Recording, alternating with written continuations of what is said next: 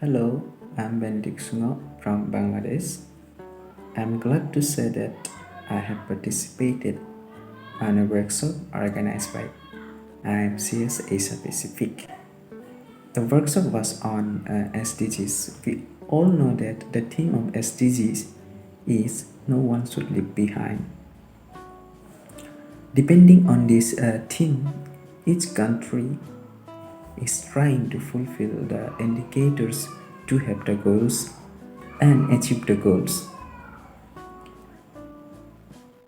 There are so many things in the session, especially I have learned, and even I have made new friends who were from different countries, especially from the Southeast countries. From this program, I have explored so many things and I have enjoyed a lot. And therefore, I am so thankful and grateful to IMCS Asia Pacific.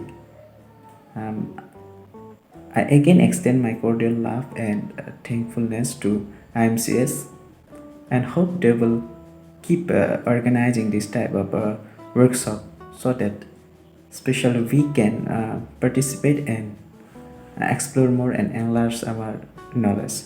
So thank you IMCS and thank you to you all.